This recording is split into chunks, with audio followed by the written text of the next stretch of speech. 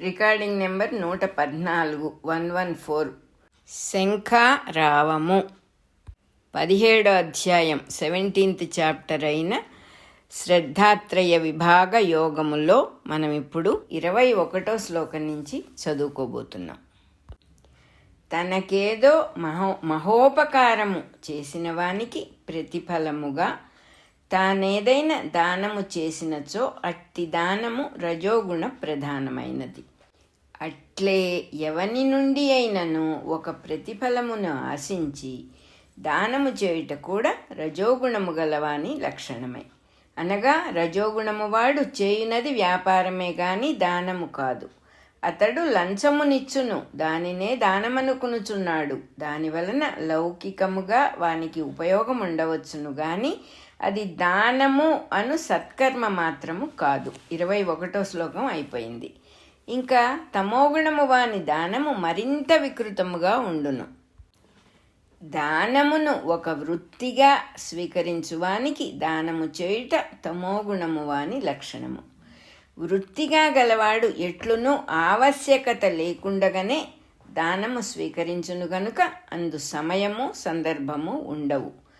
పితరులకు శ్రాద్ధమును పెట్టదలిచిన తమోగుణ ప్రధానుడు బ్రాహ్మణార్థములను వృత్తిగా స్వీకరించిన ఒక బ్రాహ్మణ భ్రువుని ఏర్పాటు చేసుకును. ఆ బాపని ముఖము జిడ్డోడుచు పొగచూరి ప్రేతకళ ఉట్టిపడుచుండును. వాడెట్లునూ కడుపు నిండా అల్పాహారము చేసియే ఉండును కనుక ఆకలిగొన్నవాడు కాదు.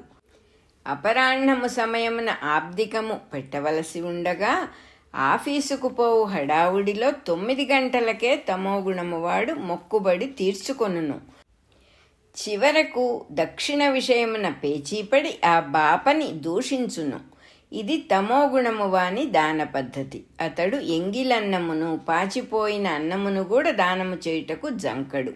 ఇట్టి దానము వలన అతడు ఆశించిన పుణ్యం రాకపోగా అతనితో పాటు వాని పితరులు కూడా అధోగతి పాలగుదురు. చేయుదానము శ్రద్ధతో చేయుమని, అశ్రద్ధతో చేయవలదని, తనకు గల సంపదను అనుసరించి లోభింపక చేయుమని, ఇంతే దానమీయగలిగితేనని లజ్జతో చేయుమని, చేయునది చక్కగా బుద్ధిపూర్వకముగా ఇష్టపూర్వకముగా చేయుమని ఉపనిషద్వాణి ఆదేశించును. ఆ ఆదేశమునే మరింత స్పష్టముగా భగవానుడు వివరించుచున్నాడు. ఇచ్చుచున్న తానును స్వీకరించుచున్నవాడును ఈయబడుట అను ప్రక్రియను అన్నీయూ కలసి ఒకే భగవత్స్వరూపముగా అనుభవించువాడు నిజమైన దాత. వానికి తానిచ్చు పదార్థపు విలువ గుర్తుండదు. దీనిని అతడు సమర్పణమనియే భావించును గాని దానమని భావించడు. ఇట్లు ఎవ్వనికి సమర్పించినదైనను పత్రమైనను పుష్పమైనను ఫలమైనను తోయమైనను తనకు ప్రీతిపాత్రములని కృష్ణుడు వివరించెను. 22వ శ్లోకం అయిపోయింది. ఓం తత్ సత్ అని హెడ్డింగ్ ఇక్కడ. అర్జున, యజ్ఞ దాన తపస్సులను గూర్చియు 3 గుణముల స్వభావములు గలవారు వాని యందు ప్రవర్తించు విధమును గూర్చియు నీకు వివరించి తిని. యజ్ఞాది సత్కర్మలను ఆచరించు విధానమును శాస్త్రీయముగా వివరింతును వినుము. సత్కర్మలు బ్రహ్మమునుద్దేశించి ఆచరింపవలెను. బ్రహ్మము 3 విధములుగా తెలియబడును. 1 మొదలు చివర లేనివాడు, సర్వమునందు అంతర్యామిగా నున్నవాడు, పేరు రూపము గుణగణాదులు మొదలైన నిర్దేశములకు అతీతుడు అగు పరబ్రహ్మము. వానిని ఓం అను సంకేతముచే పెద్దలు నిర్దేశింతురు. 2 విష్ణువు, శివుడు, రాజరాజేశ్వరి మొదలగు పేర్లతో ప్రత్యేకమైన లక్షణములతో మన మనస్సుకు అందుబాటులో ఉన్న తెలియదగిన దేవుడు. వానిని తత్ అను సంకేతముచే పెద్దలు నిర్దేశింతురు. 3 భగవంతుడు సృష్టిలో అనేక ప్రకృతి ధర్మముల రూపమున అనేక దేవతలచే జగద్యజ్ఞమును నిర్వహింపచేయుచుండును. అనగా సూర్యాత్మకమగు సంవత్సర యజ్ఞము, సూర్యచంద్రాత్మకమగు షోడశకళా యజ్ఞము, పర్జన్యాత్మకమగు పునరుజ్జీవన యజ్ఞము మొదలగు అనంతముఖములైన యజ్ఞములు సృష్టిలో నడచుచున్నవి. వానిని సత్ అను సంకేతముతో పెద్దలు నిర్దేశింతురు. ఈ 3 అంశములకును ప్రతినిధులుగా వ్యక్త సృష్టిలో 3 అంశములు ఉన్నవి. 1. బ్రహ్మమునందు తమను తాము అనుసంధానము చేసుకొని ఉన్న బ్రాహ్మణులు బ్రహ్మమునకు వ్యక్త రూపములు. వారిని కూడా ఓం అను సంకేతముతో నిర్దేశించుట పెద్దల విధానము. 2. మన బుద్ధులకు అందుబాటులో నుండు దేవుడు సకల కళ్యాణ గుణస్వరూపుడు.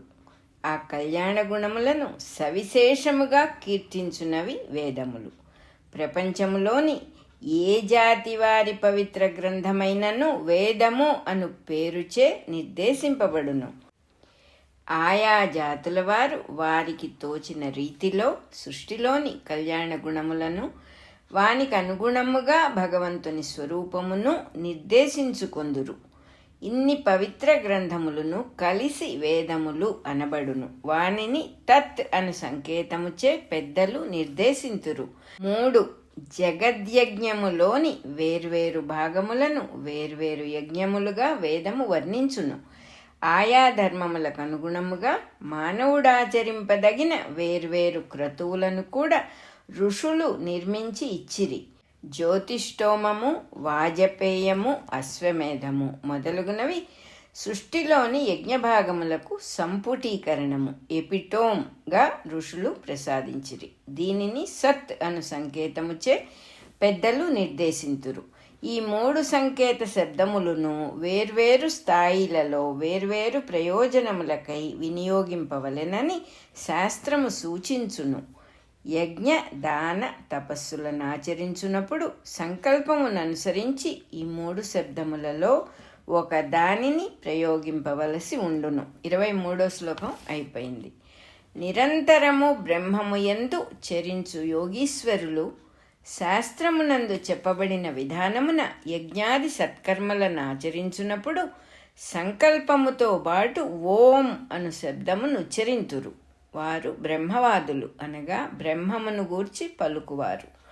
బ్రహ్మము అను మాటనే పలుకుచుందురని గాని వేదమును మాత్రమే మాటలాడుదురని గాని అర్థము కాదు.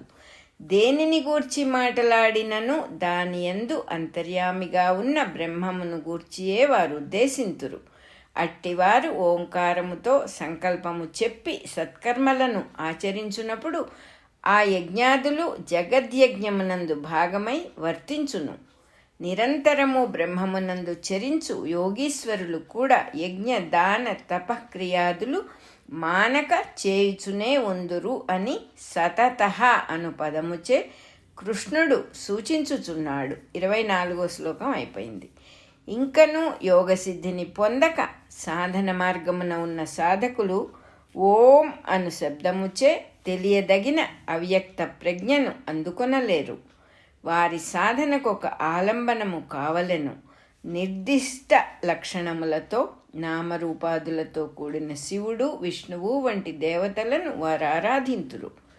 తాము చేయు యజ్ఞాది సత్కర్మలకు ఫలితములుండునని ఎరుగుదురు. కానీ ఆ ఫలమును ఆశింపక తాము ఆరాధించు ఆ దేవునికే సమర్పణ చేయుదురు. అనగా కర్మఫలముల చక్రబంధము నుండి మోక్షమును కోరుచు ఆయా సత్కర్మలను ఆచరింతురు. అట్టివారు తత్ అన్న పదముచే వేదములను వానియందు నిర్దేశింపబడు సగుణమైన దైవమును నిర్దేశించి యజ్ఞాదులను ఆచరింతురు. ఆయా సాధకుల స్థాయిని, వారికి గల సాధన సంపత్తిని, సందర్భమును అనుసరించి అవి ఎన్ని అయినను ఉండవచ్చును. అవి అన్నీయూ తత్ అను శబ్దముచే సంకల్పము చేయబడి సాధకునకు అంచెలంచెలుగా మోక్షమును ప్రసాదించును. 25వ శ్లోకం అయిపోయింది. ఇవి కాక లోకమునను సంసారమునను వర్తించు వారికి కొన్ని సత్కర్మలు ఆచరణీయములు అగుచుండును. మంచి పని చేయునప్పుడు అది 10 కాలముల పాటు ఉండవలెనని భావించుట, దానికి సంబంధించిన వ్యక్తులకు మంచి జరగవలెనని సంకల్పించుట ఉత్తములగు లౌకికుల పద్ధతి. అట్టివారు సత్ అను శబ్దముచే తాము ఆశించిన మంచిని నిర్దేశించి సంకల్పింతురు. నామకరణము, పుంసవనము, వివాహము మున్నగు శుభకార్యములలో సత్ అను శబ్దముతో సంకల్పము చెప్పుట శాస్త్రీయము.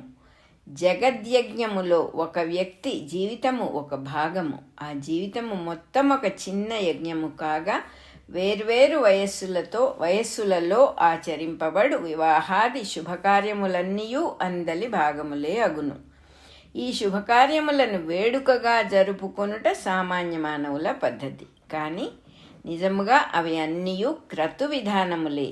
వివాహమును సంసార సౌఖ్యమునకు ముందరి అనుమతిగాను, ఉపనయనమును దానికి ముందు చేయవలసిన తప్పనిసరి తద్దినముగాను భావించువారు ఆయా క్రతువులయందు ఉద్భవించు ప్రజ్ఞాశక్తులను గమనింపలేరు. అట్లుగాక ఆయా వేడుకలను క్రతువులుగా నిర్వహింపగల వేద విధులు సత్ అను శబ్దముతో సంకల్పము చెప్పుచుందురు. 26వ శ్లోకం అయిపోయింది. అట్లే 10 మందికి పనికివచ్చు దేవాలయ తటాకాదులు, ధర్మసత్రము, విద్యాలయము మున్నగువాని నిర్మాణములలో అవి 10 మందికి వినియోగపడవలయుననియు, వాని వలన 10 మందియు క్షేమముగా ఉండవలెననియు సంకల్పింతురు. అట్టి నిర్మాణ ప్రతిష్టాపనాదులలో సత్ అను శబ్దమును అనుసంధించుట శాస్త్ర సమ్మతము. అట్టి నిర్మాణములు స్థిరముగా ఉండవలెననుట ప్రధాన సంకల్పము గనుక సత్ అను శబ్దము ప్రయోగింపబడును. అట్లే 10 మంది చేరి చండీయాగము, అతిరుద్రయాగము మున్నగు క్రతువులు సమాజ శ్రేయస్సునకై నిర్వహించుట చూచుచుందుము. అట్టివి లోక కళ్యాణమునే ఉద్దేశించును. అట్టి యజ్ఞములు నిరంతరముగా జరుగుచునే ఉండవలెనని కూడా నిర్వాహకులు సంకల్పింతురు. అట్టి సందర్భములలో కూడా సత్ అను శబ్దమును నిర్దేశించుట శాస్త్రీయ సంప్రదాయము. 27వ శ్లోకం అయిపోయింది.